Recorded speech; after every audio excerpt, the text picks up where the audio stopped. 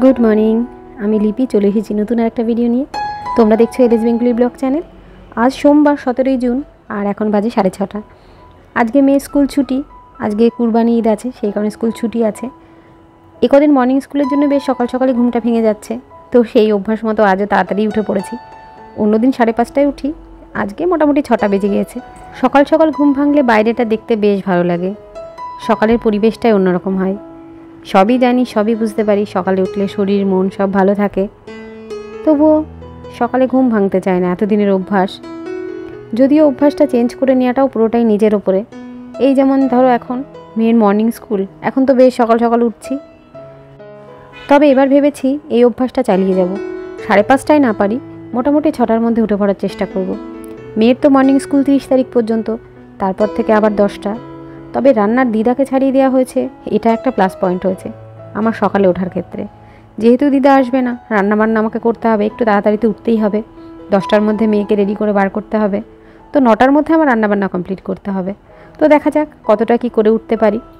তো চা বসিয়ে দিলাম, আমার হাজব্যান্ডও উঠে পড়েছে, উঠে ফ্রেশ হয়ে ও ঠাকুর ঘরে যাবে, পুজো দেবে, তারপরে আমাদের চা খাওয়া। তো ভাবলাম চাটা করে ফ্লাস্কে রেখে দিই, আর এখানে ভাত আর ডাল বসিয়ে দিই। আজ হবে মাছের মাথা দিয়ে মুগ ডাল, যেটা কালকে রাতে আমরা ঠিক করে রেখেছিলাম। ডাল সেদ্ধ করে পুরো রেডি করে রেখে দেবো, মানে যা মশলা লাগবে মাছের মাথা দিয়ে মুগ ডালের জন্য যেটা লাগবে সব রেডি করে রাখবো। কিন্তু মাছের মাথাটা আনা হবে, তারপরে ডাল কমপ্লিট হবে, মানে মাছের মাথাটা বাজার থেকে আসবে তারপরে। তো দেখো আমার চা করা হয়ে গেল, ফ্লাস্কে রেখেও দিলাম। এবার ভাত আর ডালটা বসিয়ে দিই।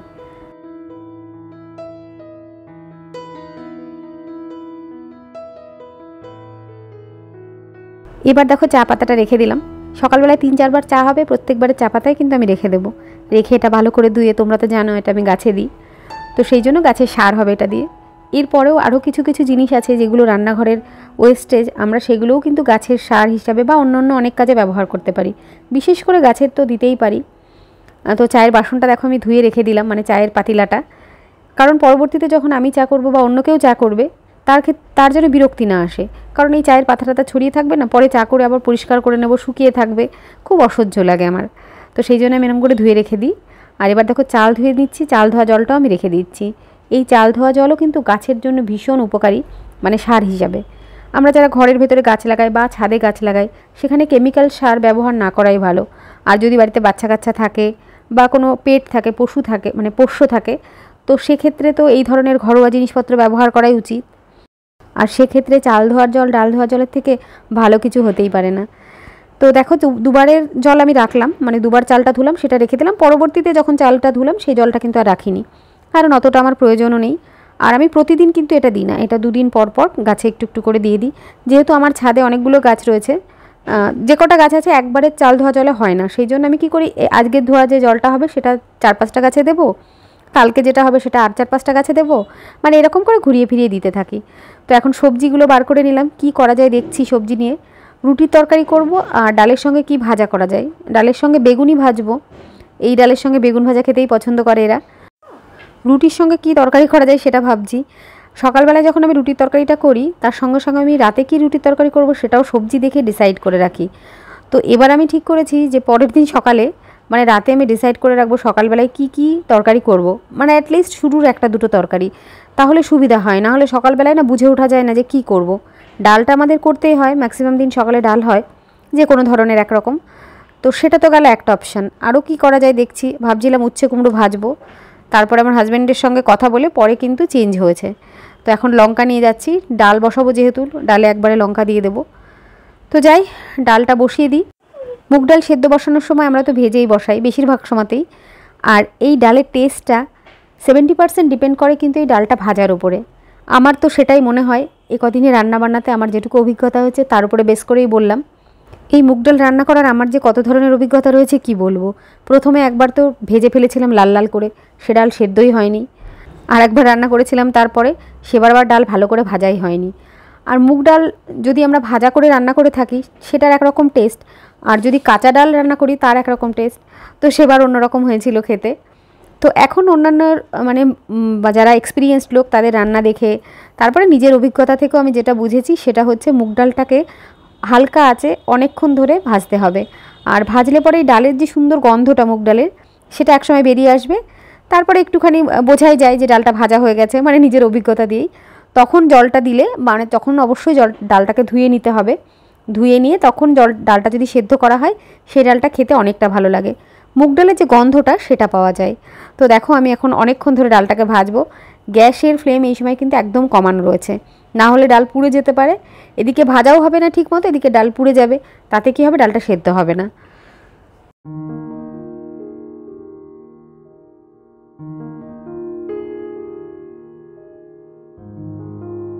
আমরা কোনো কাজই কিন্তু জন্ম থেকে শিখে আসি না।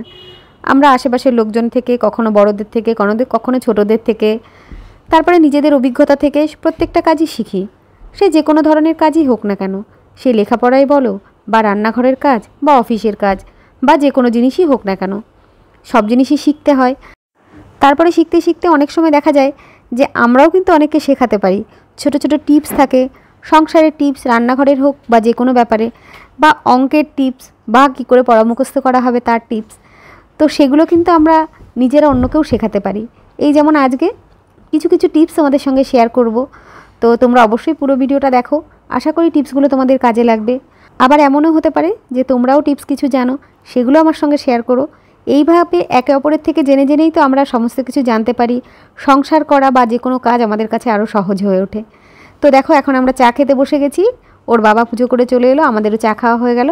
চা খেয়ে ওর বাবা চলে গেল বাজারে, মানে আমার হাজব্যান্ড বাজারে চলে গেল, আর আমি আবার রান্নাঘরে চলে এলাম। এসে দেখি ভাত হয়ে গিয়েছে, ভাত নামিয়ে নিলাম আর এখন সবজি নিয়ে বসে পড়লাম। চা খেতে খেতেই আমরা ডিসাইড করে নিলাম যে কি রান্না করা যায়। এরকমই আমরা করি বেশিরভাগ দিন, মানে যেদিন আমাদের ঝগড়া হয় না সেদিন, আর যেদিন ঝগড়া হয় সেদিন দুজন দু জায়গায় চা খেতে বসি। তো দেখো এখন নিয়ে বসে পড়েছি পটল আর কুমড়ো, মিষ্টি কুমড়ো আর পটল দিয়ে রুটির তরকারি করব। যেভাবে আলু আর মিষ্টি কুমড়োর তরকারি হয় কালো জিরে ফোড়ন দিয়ে, সেইভাবেই করব। তো বাবা যেহেতু আলু খায় না, তো সেই জন্য আলুটা দেবো না। বারবার বললাম না, কথাটা অনেকবার বলেছি আমার ব্লগে, বাবা আলু খায় না, বাবা আলু খায় না। তো যাই হোক, এই আলু ছাড়া তরকারি মানে অনেক রকমের রেসিপি আমার কাছে রয়েছে, যেগুলো আমি সবসময়ের জন্য করে থাকি রান্না বাবার জন্য, মানে আমার শ্বশুরমশাইয়ের জন্য। তো তার একটা ভিডিও আছে, তোমরা চাইলে একটু দেখে নিতে পারো। যদি তোমাদের কোনো কারো কাজে লাগে তাহলে আমার খুব ভালো লাগবে।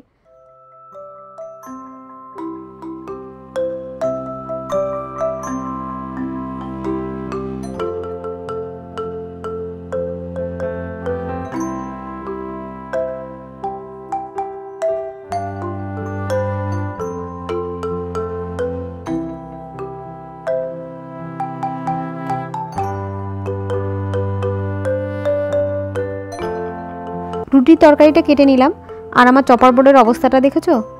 সাদা চপার বোর্ড একদম পুরো কেমন ছোপ ছোপ দাগ পড়ে রয়েছে। তো এটাকেই আজকে পরিষ্কার করব, আর খুব সহজে কিভাবে পরিষ্কার করি সেটা তোমাদের সঙ্গে শেয়ার করব। তার আগে বেগুন ভাজাটা কেটে নিই। বেগুন ভাজা করতে গেলে বেগুনে ভীষণ তেল টানে, তো সেই জন্য তেল যাতে একটু কম টানে তার জন্য আমি একটা টিপস পেয়েছি, সেটা তোমাদের সঙ্গে শেয়ার করি। এই টিপসটা আমি পেয়েছি স্কুলে গিয়ে, মেয়ের স্কুলে একজন মা এইটা আমাকে শিখিয়েছে। বলেছে যে বেগুনটা কেটে অনেকটা জলের মধ্যে দিয়ে রাখবে।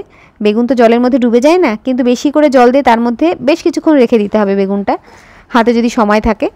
তো আমি দেখো এখন বেগুন ভাজবো একটু দেরিতে, তো তার আগে বেগুনটাকে কেটে এরকম জলের মধ্যে রেখে দিচ্ছি। এতে কি হবে, বেগুন যখন ভাজবো অনেক কম তেল টানবে। তো এটা হচ্ছে আমার আজকের টিপস নাম্বার 1। তো দেখো চপার বোর্ডটা তোমাদেরকে আমি আবার দেখাচ্ছি, চপার বোর্ডটা কতটা নোংরা হয়েছে। এরপরে আমি চপার বোর্ডটা কী করে পরিষ্কার করব, এটা হবে আমার 2 নম্বর টিপস। এদিকে দেখো আমার ভাত রান্না কিন্তু হয়ে গেছে, মানে ভাতের ফ্যান ঝরানো হয়ে গেছে। এবার এই ভাতটাকে হটপটে ঢেলে নিচ্ছি। ভাতটা না যদি আমি হাঁড়িতেই রেখে দিই, একটুখানি ভাত যেহেতু, ভাতটা একদম ঠান্ডা হয়ে যাবে। ভাতটা খেতে এখনও বেশ খানিকটা দেরি আছে। আমার হাজব্যান্ড বাজার থেকে ফিরবে, তারপরে ও ভাত খাবে, আর মেয়ে তো এখনও ঘুম থেকেই ওঠেনি। মেয়ে উঠবে, তারপরে ওর ভাতটা খাবে, তো একদম ঠান্ডা হয়ে যাবে। তো সেই জন্য আমি হটপটে রেখে দিলাম। নিজের হাতে যখন কাজ করা যায়, এই ধরনের ছোটো ছোটো জিনিসগুলো কিন্তু নিজে করে রাখা যায়। এটা যদি দিদা রান্না করতো সেটা কিন্তু হতো না, দিদা হাঁড়ি ধরে রেখে আসতো, আমি আবার হাঁড়ি থেকে হটপটে তুলতাম না, ওরকমই থাকতো। তো সেই কারণে ওই যে বললাম, নিজের হাতে কাজ করলে সমস্ত কিছু সিস্টেমেটিক্যালি হয়, তারপরে বাড়ির লোকেদেরও ঠিকমতো খেতে পারে খাবারটা। এখন দেখো আমার ডালটা সিদ্ধ হয়ে গেছে, এবার ডাল একটুখানি কাটা দিয়ে নিচ্ছি, মানে যেটা ডাল ঘোটা বলে, ঘুটে নিচ্ছি। আর একটা জিনিস দেখেছো, সবজির খোসাগুলো কিন্তু আমি রেখে দিয়েছি। না, এগুলো আমি গাছের জন্য রাখিনি, এগুলো আমাদের বাড়িতে যে মাসি আসে, আমাদের যে হেল্পিং হ্যান্ড মাসি, ওই মাসির বাড়িতে ছাগল বা গরু কিছু আছে, তো সেই কারণে সবজির খোসাগুলো নিয়ে যায়। আর আমি রাতে যে সবজিগুলো কাটি সেগুলো যদি খুব বেশি পরিমাণে হয়, সবজির খোসা একটু বেশি থাকে, তো সেদিন আমি রেখে দিই। কারণ এগুলো ফেলে দিয়ে নোংরার মধ্যে ফেলে দেবো, তার থেকে নিয়ে যায় মাসি, সেটা গিয়ে বাড়িতে যে মানে যে পোষ্যটা থাকে তার খাবার হয়ে যায়। এটা বেশ ভালো লাগে আমার। আর আমি এখন ভয়েস ওভার করছি, আর আমার মেয়ে কিন্তু খেলা করছে, মাঝে মাঝে পুপু করে বাঁশি বাজাচ্ছে, সেই আওয়াজটা চলে আসতে পারে। তো দেখো এবার আমার চা হয়ে গেল, বাবার জন্য চা করলাম, বাবা উঠে পড়েছে। আর এদিকে আমি ডালে জল দিয়ে, ডালে নুন হলুদ দিয়ে ফুটিয়ে রাখবো। বাজার কিন্তু এখনও আসেনি, মানে মাছের মাথা এখনও বাজারেই রয়েছে, এদিকে ডাল রেডি। তো এই ফাঁকে আমি ভাবলাম চপার বোর্ডটা পরিষ্কার করে নিই। দেখো চপার বোর্ড পরিষ্কার করার জন্য আমি চপার বোর্ডের উপরে বেশ কিছুটা লবণ দিয়ে দিলাম, আর হাতে নিয়ে নিলাম একটা পাতিলেবুর টুকরো। এবার এই পাতিলেবুটা দিয়ে ভালো করে চপার বোর্ডের চারপাশটা ঘষে ঘষে, যেখানে যেখানে নোংরা বেশি আছে সেখানে একটু বেশি করে ঘষে দিচ্ছি। এবার এভাবে এটাকে কিছুক্ষণ রেখে দেব। তো অনেকের বেগুন ভাজা খেতে গেলে মুখ চুলকায় বা হাতও চুলকায়, অনেক ধরনের বেগুনেও হয়, আবার অনেকের অ্যালার্জি থাকলেও হয়। তো অ্যালার্জি থাকলে এটা কার্যকরী হবে কিনা আমি জানি না, তবে এমনি নর্মালি অনেক সময় অনেক ধরনের বেগুন খেতে গেলে না মুখটা চুলকায়। তো সেইটা চুলকানিটা দূর করার জন্যে বেগুন ভাজা যখন নুন হলুদ দিয়ে মাখা হবে তখন যদি একটু চিনি দিয়ে দেওয়া হয়, এটা কিন্তু অনেক কম হয়। আর তাছাড়া বেগুন ভাজাটা খেতেও বেশ ভালো লাগে, এটাও কিন্তু একটা টিপস। তো দেখো আমার বেগুন ভাজা হয়ে গেল, তেল কিন্তু অনেকটা মানে কম টানছে, সেটা তোমরা লক্ষ্য করলেই বুঝতে পারবে, বা নিজেরাও বেগুন ভাজা করলেই বুঝতে পারবে।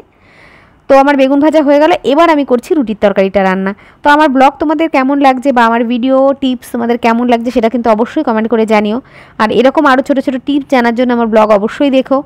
ব্লগের মাঝে মাঝে আমি এই ধরনের ছোটো ছোটো টিপস বা টুকিটাকি যে জিনিসগুলো আমি জানি বা শিখেছি সেগুলো তোমাদের সঙ্গে শেয়ার করব। তোমাদের যদি ভালো লাগে অবশ্যই কমেন্ট করে জানিও। তো আর যারা আমার চ্যানেল এখনও সাবস্ক্রাইব করোনি তারা সাবস্ক্রাইব করো যদি আমাকে ভালো লাগে, আর যারা সাবস্ক্রাইব করেছো তাদের সকলকে অসংখ্য ধন্যবাদ আমার পাশে থাকার জন্য, আমাকে সাপোর্ট করার জন্য। তো তোমরা যারা ভিডিও দেখছো তাদের যদি ভালো লাগে লাইক করতে কিন্তু ভুলো না, কারণ একটা লাইক কিন্তু ভীষণ ভীষণ ইম্পর্ট্যান্ট। তো দেখো রুটির তরকারি হচ্ছে, এখন খুব সিম্পলভাবে হচ্ছে, যেটা আমরা কুমড়ো আলুর তরকারি করি সেইভাবে আমি কুমড়ো পটলের তরকারি করছি, কালো জিরে ফোড়ন দিয়ে খুব সিম্পলভাবে, একদম একদম নুন হলুদ ছাড়া আর কোনো মশলাই ব্যবহার করছি না। তো এরকমভাবে কিছুক্ষণ ভাজা ভাজা করে এটাকে ঢাকা দিয়ে রাখবো, আর ঢাকা দিয়ে রেখে আমি আটাটা মেখে নেব। আর এই আটা মাখাটা যদি ঠিক মতো না হয় তাহলে রুটি কিন্তু খেতে একদম বাজে লাগবে। একে তো রুটি শক্ত হবে, চিমড়ে হবে, যেটা আমার সঙ্গে অনেকবার ঘটেছে, রুটি ঠিক মতো ফোলে না। তো আমি রুটি নরম করার জন্য যে কত ধরনের টিপস অ্যাপ্লাই করেছি কি বলবো। তো এখন এই টিপসটা আমার ভীষণই কার্যকারী হয়েছে, তো সেটাই তোমাদের সঙ্গে দেখাই। প্রথমে আটাটাকে নিয়ে আমি এইভাবে খালি হাতে, মানে কিছু না দিয়ে এরকম বেশ কিছুক্ষণ চটকে নিই, তারপর এর মধ্যে একটুখানি তেল ব্যবহার করি, এতে কি হয় রুটিটা যথেষ্ট নরম থাকে। তো দেখো এইভাবে তেলটা দিয়ে যেরকম লুচিতে ব্যবহার করি, একদম অল্প একটুখানি তেল ব্যবহার করব, কিন্তু লুচিতে যেরকম একটু বেশি করে ব্যবহার করি এখানে কিন্তু সেরকম না, জাস্ট একটুখানি তেল ব্যবহার করলাম, করে আবার যেরকম করে লুচির আটাতে বা ময়দাতে ময়াম দিই সেরকমভাবে ময়াম দিয়ে নিচ্ছি। তারপর একটু একটু করে জল দিয়ে মাখবো, জলটা বেশি হয়ে গেলে আবার যেরকমভাবে নরম হয়ে যাবে তাতে রুটিটা চিমড়ে হয়ে যাওয়ার সম্ভাবনা থাকে। আর তাছাড়া রুটি বেলাও যায় না ঠিক মতো, একবার বেলনের সাথে মিলে লেগে যায়, একবার চাকির সঙ্গে লেগে যায়। তো এইভাবে একটুখানি তেল দিয়ে রাখলে কিন্তু সেইটাও থাকে না। তো রুটিটা কীরকম হয়েছে দেখো, মাখাটা একদম নরমও হয়নি শক্তও হয়নি। তো এইভাবে কিছুক্ষণ রেখে দেবো, কারণ রুটিটা একটু টাইম আছে আমার রুটি ভাজতে, তো সেই জন্য এইভাবে রেখে দিলাম। আর রুটি যখন আমি আটাটা মাখি দিনের বেলাতে, মানে সকালবেলায়, তখন একটু বেশি করে মাখি, আর সেটা আমি এরকম এয়ারটাইট কন্টেনারে রেখে দিই, মানে দুটো রুটি রাতে আমার লাগবে, যে কটা রুটি আমার এখন লাগবে সে কটা রেখে দিলাম, আর বাকিটা আমি এরকম এয়ারটাইট কন্টেনারে করে রেখে দিলাম, রেখে এইভাবে এটাকে ফ্রিজে রেখে দেবো। তোমরা কিন্তু এরকম করতে পারো দুবেলা করে, মানে রান্নাঘরে গরমের মধ্যে বা শীতের মধ্যে কারোরই ভালো লাগে না বেশিক্ষণ রান্নাঘরে থাকতে, তো সেক্ষেত্রে সময় বাঁচানোর জন্য এরকমভাবে করে রাখা যেতেই পারে। দুবেলা রুটি একবারে আটা একবারে মেখে যেটুকু প্রয়োজন হলে একবেলায় ব্যবহার করলাম, বাকিটা এরকমভাবে ফ্রিজে রেখে দিলাম। তো দেখো এদিকে আমার রুটির তরকারি কমপ্লিট, রুটির তরকারি করে নিয়েছি, এদিকে কিন্তু মাছও চলে এসেছে, আর মাসি মাছটা ধুয়ে দিয়েও গেছে। তো এখন মাছটা ভাজা করব।